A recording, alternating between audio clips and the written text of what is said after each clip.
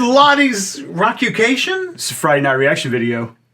What? You told me this was... I haven't seen this video. Okay, this might be my fault. All right, so I'm not sure which one we're doing then, folks. It might be a Friday Night Reaction It's a video. Rockucation. Okay, well, let's do a Ladi's Rockucation. I'm going to post it on both. How about that? Can you do that? Let's cross-post this. That's what it's your channel. It's your channel. We can do what we want. Okay. Okay, that sounds fair. So, folks, this is going to be a reaction to Live's Lightning Crashes. And it's going to be a Rockucation for Ladi, who has never heard this song or this band. So this song came out my senior year of high school in 1994.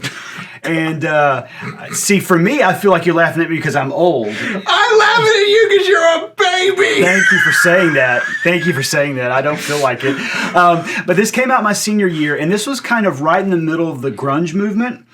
And so a lot of the grunge music was kind of about existential angst, about trying to find our place in the world. That whole notion that existence precedes essence, like we're just bodies and we need to figure out who we are, and this life is absurd. I should have listened to more of that. That sounds kind of nice. I think you're really going to like this one. And this song was one of their huge hits.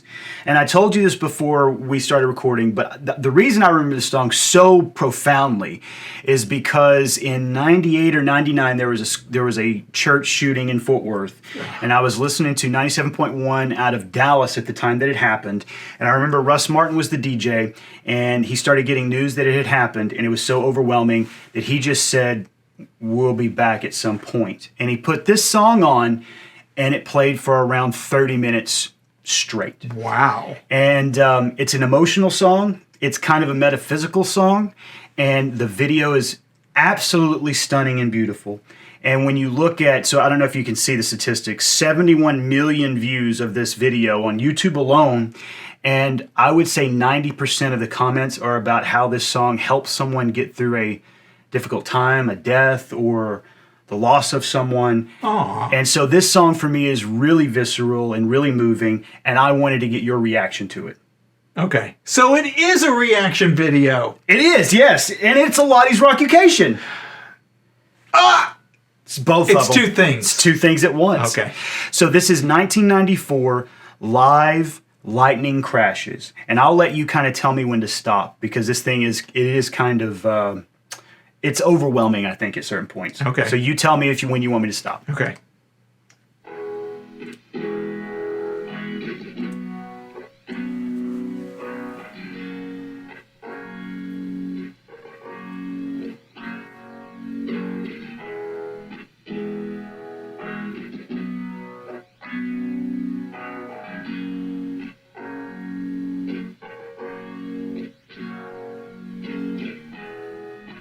Lightning crashes on your mother cries.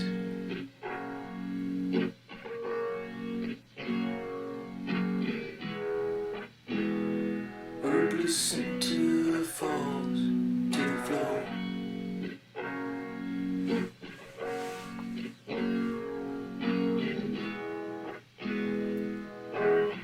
The angel opens her eyes. The confusion sets in before the doctor can even close the door. Okay, what's going on? She's having a baby.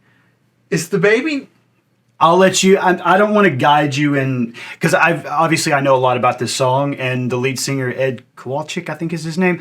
I know what he has said about the song, but I feel like this is one of those pieces of art that is really about audience reaction. Because he brings in an angel, which leads me to believe this is not a good scenario. So the first verse is, lightning crashes, a new mother cries, her placenta falls to the floor, the angel opens her eyes, the confusion sets in before the doctor can even close the door. And then we're about to get to the chorus. Okay.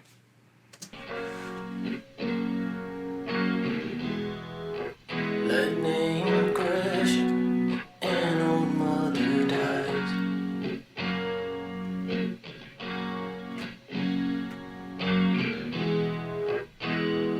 Her intentions fall to the floor.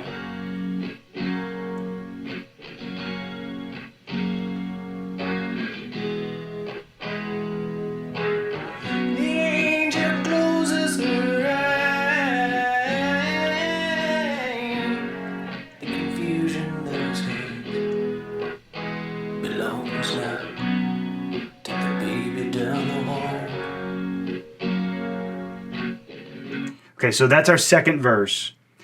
So notice what happens in these two verses. First verse starts, lightning crashes, a new mother cries. Second verse, lightning crashes, an old mother dies. First verse, lightning crashes, a new mother cries, her placenta falls to the floor. Second verse, lightning crashes, old mother dies, her intentions fall to the floor. So we get mirroring of the lyrics here. Yeah. This is already a heartbreaking song. It makes me tear up. It makes me tear up. Oh, I feel it coming back again, like a rolling thunder chasing the wind, forces pulling from the center of the earth. I can feel it. That's always him sitting there with the old man with his hand on his shoulder, but he's almost transparent, as if he's like not there. Not there. What are all these books on the floor? I don't know. Are they the intentions that fell to the floor? You know that we have a lifetime full of intentions, don't we? Right, because that second verse, we essentially have two narratives, a new mother and an old mother. And the old mother, as she dies, her intentions fall to the floor. So is that the books of intentions that she had that she never got to complete? I don't know. Oh my goodness. Lightning crashes, a new mother cries.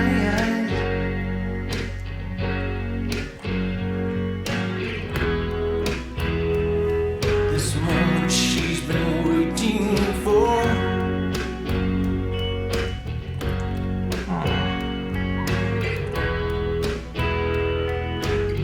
The angel opens her eyes. Pale blue-colored eyes presents the sun, puts the glory out too high.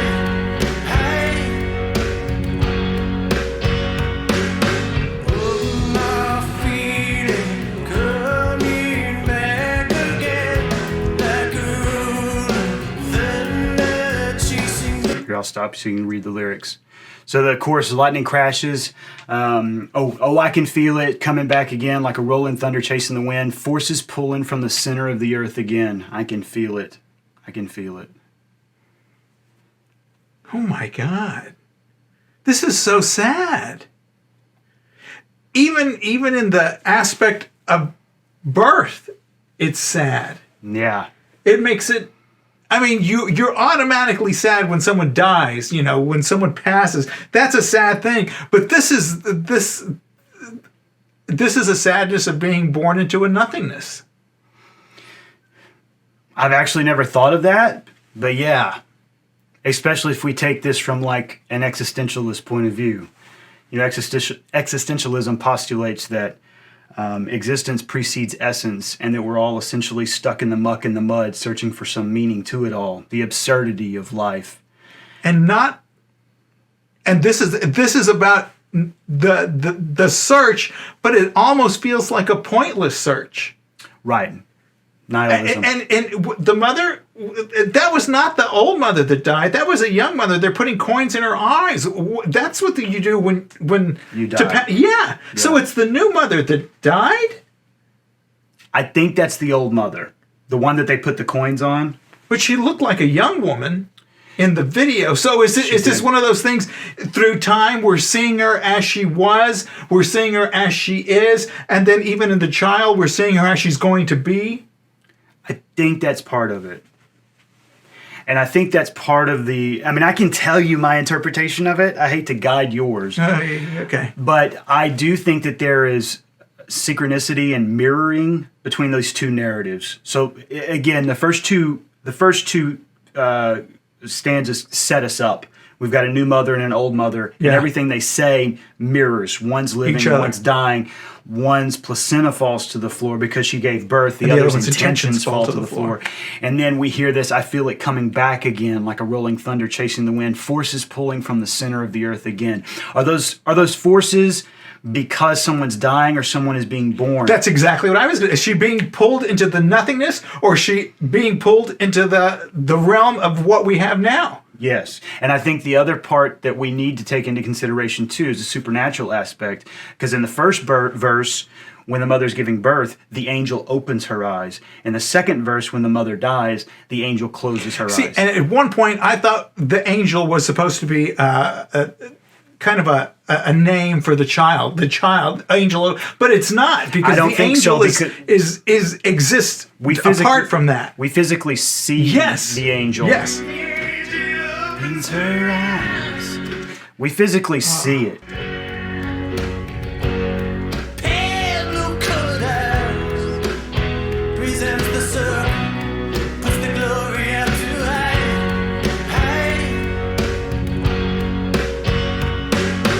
Oh, my feeling coming back again, like a rolling thunder chasing the wind, forces pulling from the center of the earth again. I can feel it. I can feel it.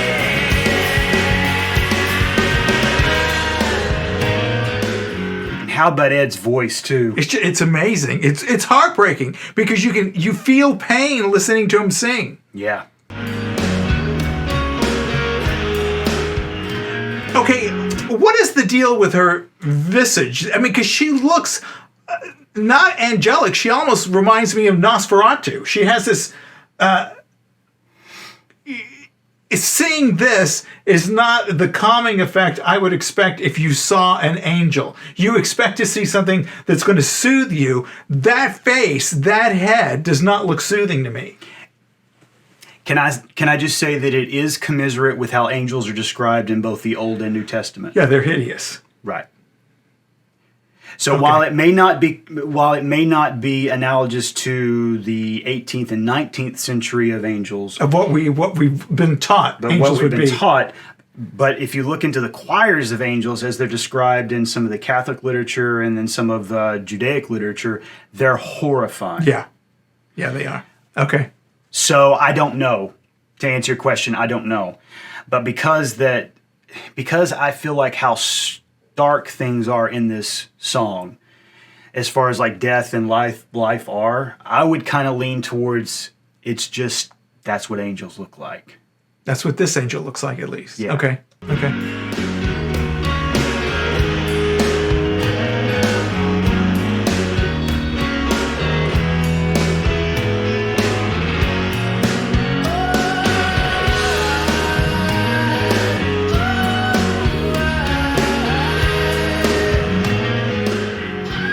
And I don't know if I hate to keep pausing, but I don't know if you caught it, but in the room where the old mother is dying, we see leaves falling, dead leaves falling. And in the mother's room, we see her hand go over, passing over a bowl of new fruit.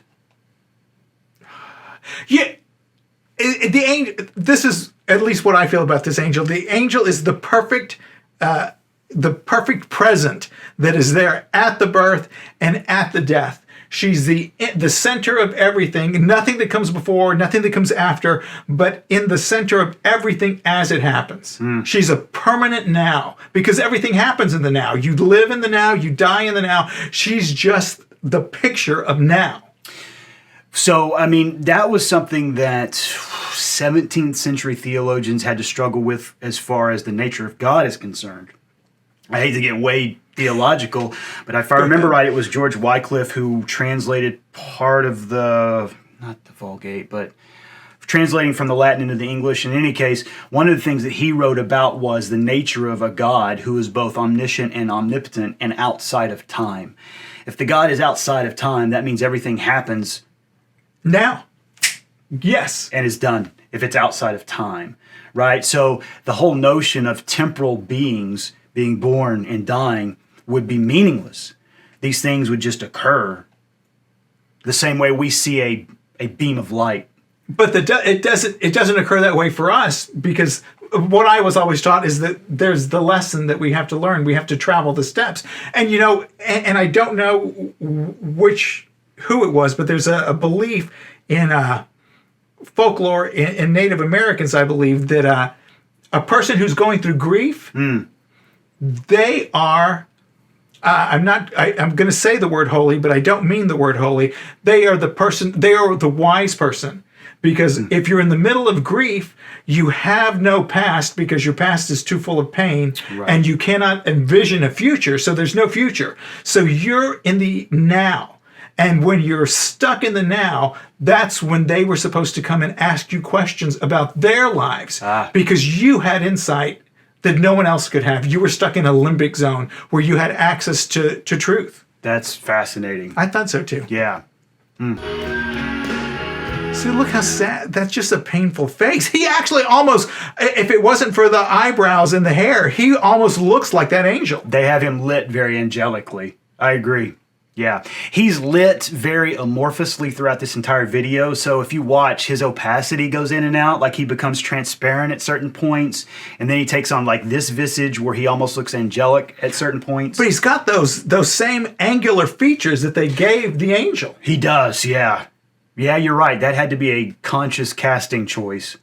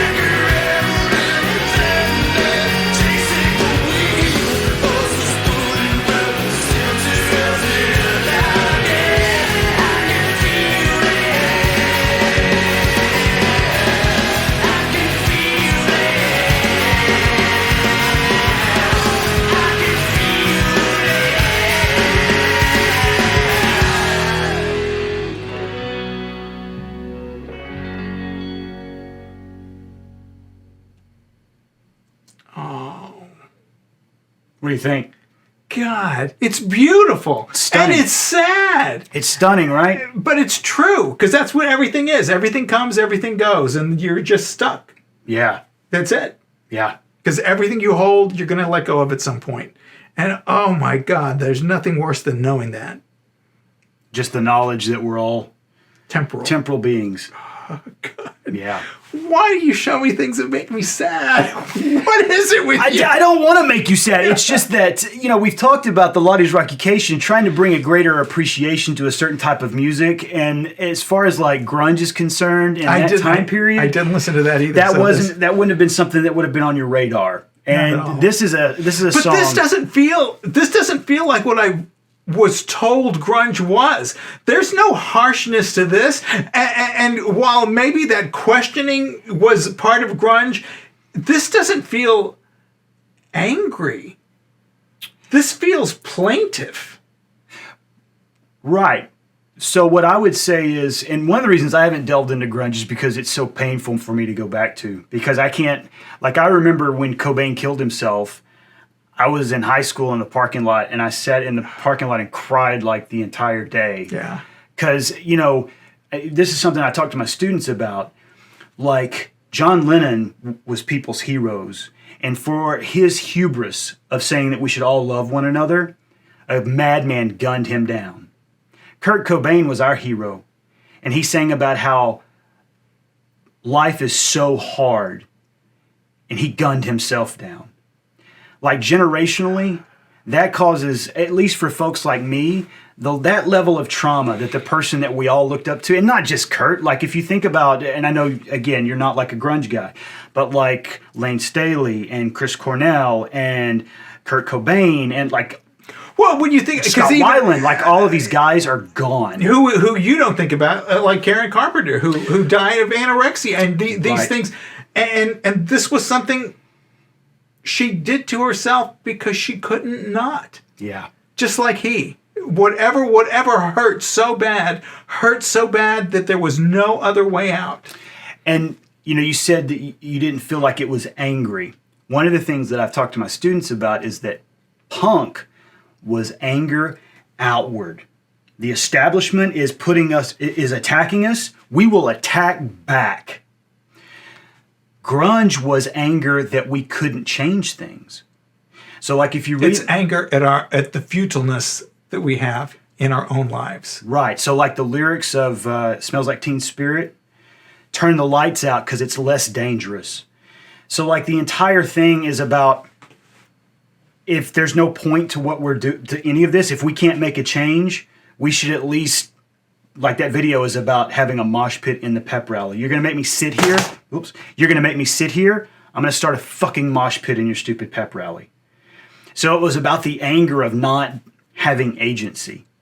Wow. And I feel like this is kind of post-grunge. I know some people will argue it's not. I think this fits firmly within that time period. Well, this is something else I would never have listened to. But oh my God, this is just... I figured you would find the song and video beautiful. It is. It's the video itself is haunting. The music is amazing. The guy's voice is amazing.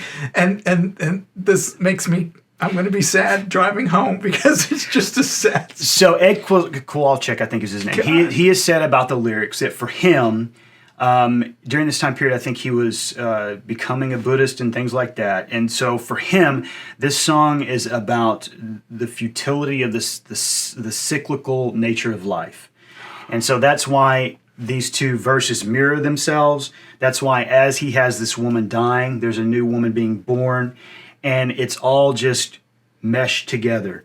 And so when you watch the video, the angel kind of floats in between being an angel of death and then being the angel of life.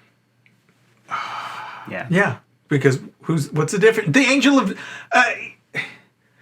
angel of birth has to be the angel of death because it's the death of whatever came before the birth. Right. It's a never-ending everything. Right. Yeah, that's a good point. And it'll make you happy to know, I think. We saw them... You're going to make me happy now? Okay, please. Maybe a little bit. We saw them at ACL, I want to say like 5 years ago, and I had no idea what to expect because literally they were kind of a 90s band, and after about 98, 99, they kind of stopped doing stuff. Had no idea what to expect. Ed sounds just as good or better now, I think, than he did back then. They had like a 4:30 set, hot as hell out there at Zilker Park, and he came out and he sounds just like this. His ability to emote in singing to me is just unbelievable. Yeah, because you felt every word. You felt pain. Yeah. Well, I hope you liked this one. I did. And I'm going to be honest, because of the Ukraine thing that's going on and what we're watching in the news, I gravitate to songs like this. They kind of help me maintain my sanity. And so this one has been one that's been on my radar. I thought, I got to show this one to Ladi. Well, thank you for showing. I learned so much just from you've shown me a lot of stuff that I would never have seen, and this is one of those. And thank you. You're welcome. Good. Well, folks, let us know in the comments what you think. Let us know what your experience has been with this song. I really like to see people's interpretations of this song because I do think it lends itself to multiple interpretations. My God, yes. Yeah. So let us know what you think. Make sure you give us a thumbs up, hit that subscribe button, and take care of yourselves, folks. We'll see you soon. Bye.